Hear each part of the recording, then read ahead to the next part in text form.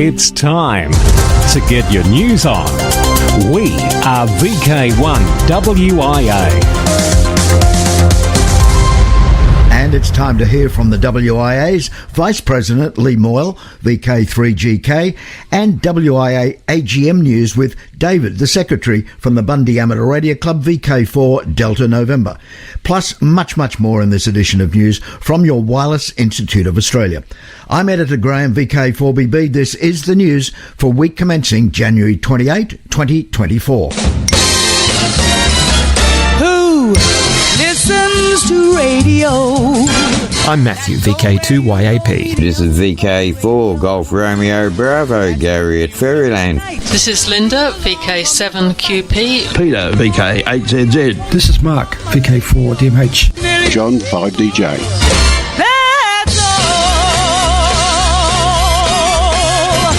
This is WIA Vice President Lee Moyle, VK3GK. The Ross Hull VHF UHF contest is all but over. Conditions on 6 metres have been amazing, with consistent openings to the USA, Central and South America, Oceania, Asia and even Europe from the East Coast. Also over for another year is the Australia Day contest, where we all get to swap out our VK prefix for AX if we so desire. Rules and previous year's results can be found on the WIA website. Currently, Steve, VK6VZ, is planning to get operators for the 87th Beru contest. Beru is short for British Empire Radio Union, a CW contest, and it's also known as the Commonwealth contest.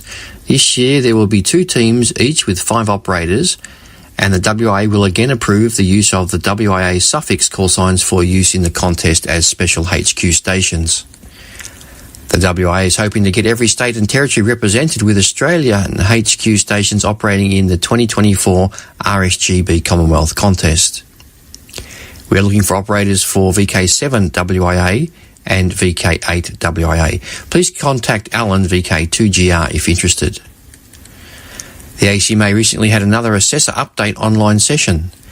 Again, the attendance was excellent, and I would comfortably say that all assessors are awaiting the smooth transition to the new exam structure. Another is scheduled for next Friday, the 2nd of February. This session will demonstrate functionality of the new ACMA online accredited assessor portal. During this session, ACMA will outline how to use the portal to download examination papers, record examination results and provide relevant correspondence with candidates and completed examination papers to the ACMA. The WIA has a very solid working relationship with the ACMA, and we are always pleased to assist ACMA as their needs arise. The WIA continue to have regular scheduled meetings with the ACMA to discuss important and relevant topics, the main being the class licence and its finer technical details, which are generally addressed by our very professional WIA Technical Advisory Committee, chaired by Grant Willis, VK5GR. The WIA AGM will soon be upon us, and it's where the awards are given out to deserving recipients that have gone above and beyond for amateur radio. If you consider someone as worthy, then please nominate them for a WIA award highlighting their contribution to amateur radio in a short brief and submit to secretary@wia.org.au. Nominations must be received no later than March 31st, 2024 to be considered. That's all for this week. For now, 7-3 from Lee, VK3GK. G'day, this is David, VK4DN from the Bundy Amateur Radio Club. Just a quick update about the huge WIA convention and Hamfest happening this year on May the 4th and the 5th in Bundaberg.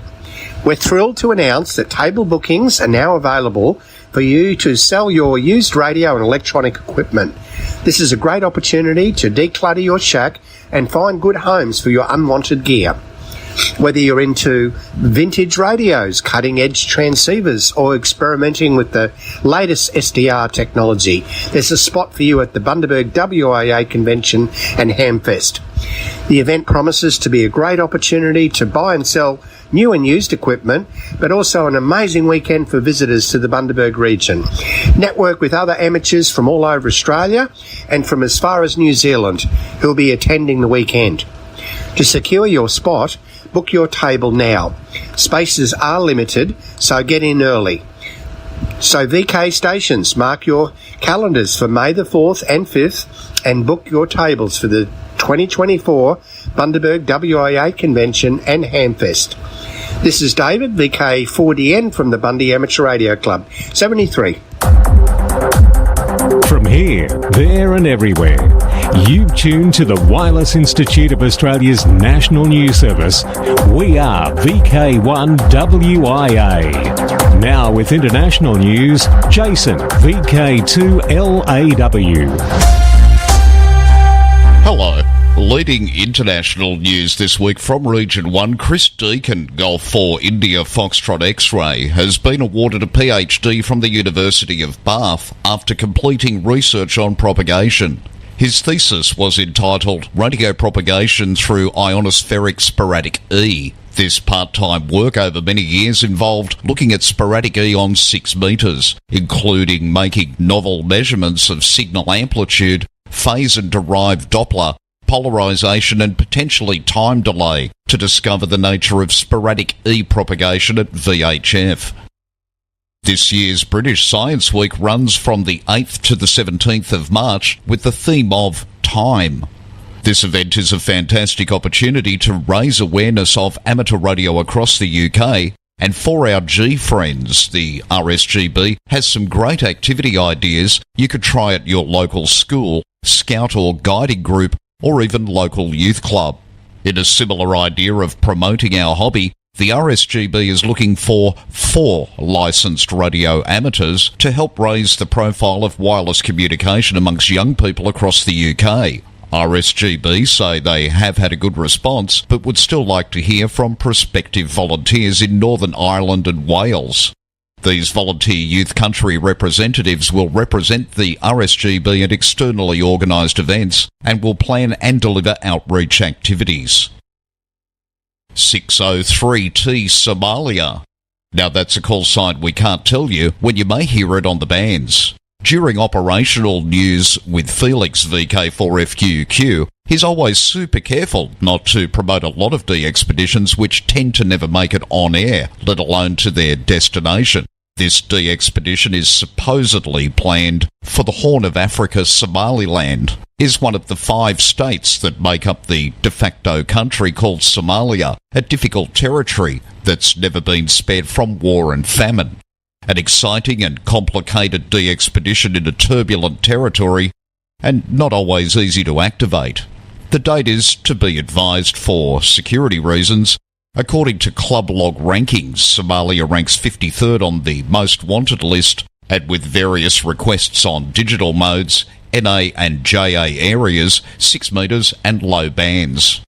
The 603T website is currently being prepared, but check out the Facebook group DX Explorer. Radio help wanted. Must like geysers, bison and helicopter rides. Occasionally, the ARRL letter shares job postings that may be of interest to radio amateurs, and this one may be the most scenic job yet. Yellowstone National Park is looking for 3 radio technicians, according to posts on the park's social media and a listing on the USA Jobs website. Maybe beyond the reach of most of we VK hams, but an interesting position nonetheless. The job listing says that the electronics technician radio positions are located in Yellowstone National Park, in the Technology Services radio shop within the Administrative Division. There's even a provision for a hazard duty pay for mountaintop repeater helicopter flights and tower climbing. On Facebook, the park has had some fun with their post. Does your idea of taking your career to new heights involve flying in a helicopter to 10,000-foot peaks? How about hiking, snowmobiling, and even skiing your way to telecom sites? Well, do we have a job for you? We're hiring not 1, but 3, yes 3, electronic radio technicians, it says. The lucky 3 who are hired for these positions will have their work cut out for them.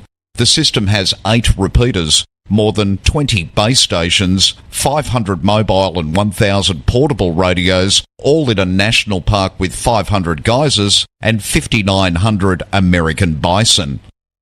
Still in the US, country music station K95.5 suddenly and unexpectedly went silent on the 15th of January. Its tower in ruins in a field not far from its Oklahoma studio. As the Choctaw County Sheriff's Office began its investigation, Will Payne of the Payne Media Group, which owns the station, assessed the scene, which he described in a Facebook video as one of catastrophic damage. The video showed the tower down in the field, its guy wires cut as a means of taking its top section down. The nearby generator had been totaled, wires were ripped out everywhere, the transmission lines containing a wealth of copper on the inside had been cut in several places. Thieves once again seeking copper. For VK1 WIA National News, in Sydney, I'm Jason, VK2LAW. We are VK1 WIA. Now, operational news with VK4 FUQ. Felix. Hello there. Ross Hull Memorial Contest. Running on VHF and above for just a couple of days. Yes, ends the end of January. You nominate the best 7-day or 2-day period per category. ARRLDX CW Contest February 17-18. Use only the 160, 80, 40, 20, 15 and 10 metre bands. New for 2024 is the Limited Antenna Overlay. Any single operator or single operator unlimited entrant can enter using the Limited Antennas Overlay. Operation is limited to the use of single element antennas such as a single vertical end-fed wire or a single dipole antenna no more than 50 feet above the ground at its highest point. The antennas may cover multiple bands. As in the case of multiband verticals and dipoles with fan or trap constructions. New Zealand's Jockwhite Memorial Field Day will be 24-25 February 2024. The rules have been tweaked slightly and are now up on the NZART website. Overseas contacts now score the same points as ZL contacts. ARRLDX phone contest March 2 and 3. Use only the 160, 80, 40, 20, 15 and 10 metre bands. DX CQ Pride 2024 special event. CQ Pride will be transitioning from a contest format to a week-long event with several special event call signs for you to log. From Friday, June 7th, 0200 hours UTC to Monday, June 17th, 0200 hours UTC, the call signs of Pride will be operating on various bands and modes. When you make contact with all 4 of the LGBT stations, the QSL cards join together to form a poster celebrating Pride.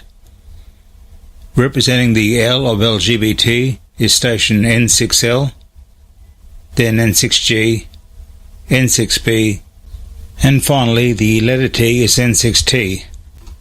Of course, the big one to listen and work, VI 2024 Pride. Clipperton Island TX5S. Look for TX5S QRV for 16 days from January 17. On 160 to 6 metres using CW, SSB, RTTY, FT8, 6 metre EME and active on various birds.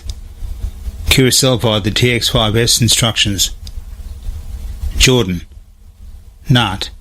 JY5IB has been active on 30 metres using FT8 around 0300 hours to 0400 hours Zulu. QSL direct to home call JY51B. Argentina. Members of Amstead Argentina are QRV as LU7AA and with other call signs until January 28, celebrating the 34th anniversary of the launch of satellite LO19. Activities on all bands using CW, SSB, SSTV, UHF voice and on FM satellites. QSL direct to LU7AA. For VK1WIA National News, I'm Felix, VK4FUQ in Ingham. Across Australia from VK1WIA, you're tuned to the WIA National News Service. In southwest Western Australia, it can be heard on 160 metres on 1845 kHz at 0600 local time during summer and 0700 local time during winter. I'm Phil, VK6 Golf X-Ray in Kidgikana. Media Watch, I'm Graham again, and why do we need short wave 2? Author Kim Andrew Elliott, writing in RadioWorld.com, argues that radio is the ultimate internet circumvention tool. Why? Because of the Internet's ability to move uncensored news and opinions within nations and across boundaries.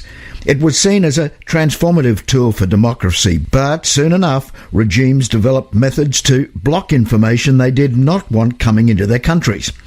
Prominent among these, China's Great Firewall and Iran's Halal Internet. Circumvention tools and VPNs have emerged to allow access to websites and platforms that have been blocked, but circumvention tools work only as long as data is on the lines. Radio is the ultimate internet circumvention tool because it's not the internet, and this brings us to shortwave 2. Shortwave 2 won't reach the audience of millions as in the heydays of shortwave decades ago. It will reach those who seek comprehensive, reliable, credible information. This audience will be technically inclined, radio amateurs, hobbyist shortwave listeners, scholars, technology enthusiasts, and government and military personnel with access to receivers.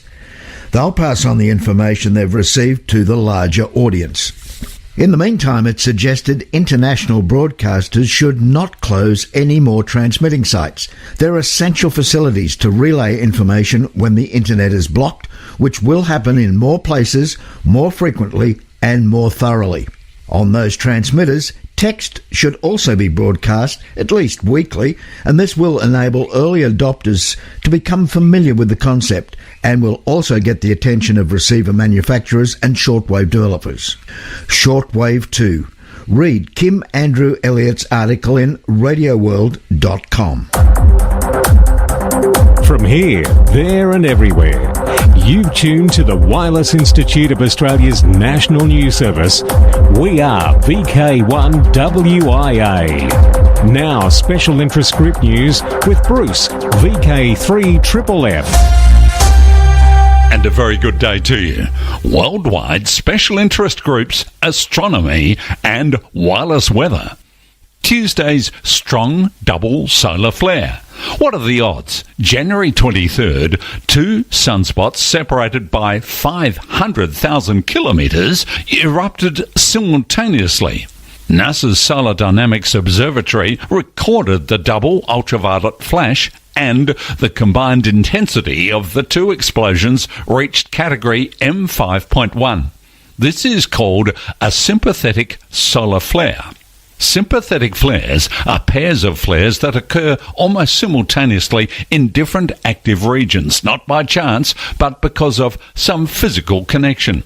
A statistical analysis of such flares in 2002 proved that they are real and linked by magnetic loops in the sun's corona.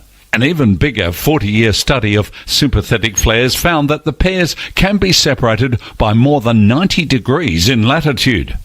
Tuesday's sympathetic flare caused a shortwave radio blackout over Australia and Indonesia. Ham radio operators and mariners may have noticed a loss of signal at frequencies below 30 megahertz for as much as 30 minutes after the flare's peak. Worldwide special interest groups, digital. IO 117 Code of Conduct. A group of amateurs who regularly work the IO-117 satellite has worked to develop a code of conduct for using this popular digipeating resource. The purpose of the IO-117 Code of Conduct document is to provide suggested operational guidelines that will hopefully optimize everyone's access to the limited resource single-channel digipeater aboard IO-117. If better messaging discipline can be adopted, as well as a better understanding of what operating techniques improve or diminish the success of a station's transmission being digipeated by IO-117, then the entire group of operators on an individual pass will benefit from implementing these standards. The Code of Conduct includes listen more, transmit less. Stations should use the minimum power necessary to access the satellite and avoid calling CQ more than once every 5 minutes. And digital SMS from space. Newly launched Starlink satellites have successfully been put to the test, making text messaging from space a reality for SpaceX. The test of the direct-to-device or D2D service took place on the 10th of January using the network of T-Mobile USA. The company declared shortly afterward the system works, adding that it has partnerships as well with mobile operators in Australia, Japan and Canada. Commercial availability is expected to begin later this year, and the company is hoping voice, data and service for the Internet of Things will commence in 2025. Apple's iPhone already makes this service available with the iPhone 14 in partnership with satellite operator Globalstar. Worldwide special interest groups Final Frontier. Microwave ambitions for Gulf satellites. Zach Metzinger, N0ZGO AMSAT director and volunteer engineer, says AMSAT did have microwave capabilities in earlier satellites such as AO10 and AO40 and only a 1.2 gigahertz downshifter on the newer CubeSats, that is, the Fox series of satellites. Gulf, greater orbit, larger footprint satellites are currently under development. Golf T is the first of these satellites and is the technology demonstrator for the Golf series, which is, in turn, the successor to the Fox satellites. Golf T will have more capability as AMSAT increase the capability and functionality of our satellites, including adding microwave bands. Golf T will have the usual 2-metre uplink and 70-centimetre downlink bands, but it will also have a 10 GHz downlink transmitter. AMSAT also uses an S software-defined radio. This will enable many simultaneous uplink bands, for example 1.2, 2.4 and 5.7 GHz, etc. The whole system is very flexible. For example, the microwave antenna will support frequencies from 1 GHz to 26 GHz. All ham Axiom crew launched for commercial visit to ISS, with retired NASA astronaut Michael Lopez Alegria, KE5GTK, and Italian co-pilot Walter Veladai, IU0RWB at the controls, flanked by Turkish mission specialists Alpa Jezoavci, KJ5DIY, and Marcus Want of Sweden, KJ5COO, a SpaceX Falcon 9 thundered to life and climbed away from historic pad 39A at the Kennedy Space Center atop a brilliant jet of flaming exhaust. Adding to the spectacle, the booster's first stage, heralded by twin sonic booms, flew itself back to a rocket-powered landing at the Cape Canaveral Space Force Station, chalking up SpaceX's 43rd landing in Florida and its 265th overall. A few minutes later, the Crew Dragon capsule was released to fly on its own. SpaceX chief engineer Bill Gerstenmaier radioed congratulations to the crew on a great ride to orbit. He said, "I think you're demonstrating the ultimate in reuse. A reused Commander, reused Dragon, and a reused Falcon." Worldwide special interest groups, Internet, the ham's domain. The FCC is giving greater privileges on 6 GHz to very low-power devices. This spectrum will become home of Internet of Things. IOT. The rules for short-distance operation over high connection speeds take effect on the 4th of March. Businesses including Amazon, Microsoft, Hewlett-Packard and Google have been eager to make use of this part of the spectrum, which will become a home for IOT or Internet of Things applications. These include wearable devices, short-range mobile hotspots, healthcare monitors, virtual reality devices and in-car connectivity. Worldwide special interest groups, Maritime. Amateur radio operators will have an opportunity to contact the USS Iowa during the ship's 81st anniversary celebration. USS Iowa BB61 is permanently moored at the National Museum of the Surface Navy in San Pedro, California, and was first commissioned during World War II on February 22, 1943. The on-air event will be held on February 22nd from 1600 to 2400 UTC. The Battleship Iowa Amateur Radio Association, BIARA, will activate NI6BB, the ship's original call sign, using BIARA's amateur gear and a circa 1980s legacy station with an AN URT-23 transmitter and an R1051G URR Navy receiver. To help operators looking for NI6BB, the band plan shown in this week's WIA National News Text Edition on wia.org.au has been suggested to qualified associate operators. These bands have been screened to minimise conflict with other modes or known nets, but are subject to change due to existing traffic, contests or band conditions. FT8 or FT4 operations will be on the standard frequencies for those modes. Worldwide Special Interest Groups, Radio Amateur Young Timers, YOTA. Here's Alec. Thank you, Bruce. Great ideas don't just grow in our own backyards. In the USA, the Carol Perry Educator of the Year and the Gordon West Ambassador of the Year awards will be presented at the 2024 Orlando Hamcation in February. Louis Malchik, N2RQ, is the recipient of this year's Carol Perry Educator of the Year award. Malchik is co-founder of the ARRL School Club Roundup, of which he's been active with for more than 25 years. He formerly taught chemistry at Brooklyn Tech High School, where he's an advisor to the school's amateur radio and wireless tech club. Malchik is the trustee for the Stuyvesant High School Amateur Radio Club, chairperson of the Long Island Mobile Amateur Radio Club Education Committee, and has participated in 5 ARISS contacts. He spent his lifetime educating children and adults about amateur radio. The 2024 Gordon West Ambassador of the Year award winners are Fred, AB10C, and Anita Camara, AB1QB.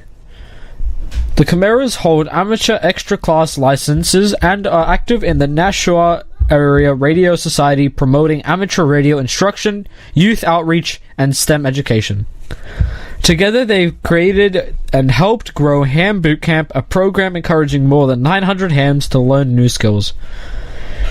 Their participation in STEM activities includes high-altitude balloon launches, fox hunts, and ARISS contacts for many schools. Hamcation has been sponsored by the Orlando Amateur Radio Club, W4PLB, since 1946 and is held annually on the second weekend of February. For VK1WIA National News, I'm Alec, VK2MV in Sydney. Thanks, Alec. I'm Bruce, VK3FFF from sunny Bendigo. Across Australia from VK1WIA, you're tuned to the WIA National News Service in the ACT region that can be heard on our Mount Janini repeaters 146950, 438050 at 0900 local time every Sunday. I'm Amanda, VK1 Whiskey X-Ray. It's a date 2024 and clubs are more than welcome to email text with audio for this section. Details of all the WIA affiliated clubs and societies can be found on the WIA website, including email addresses and website links.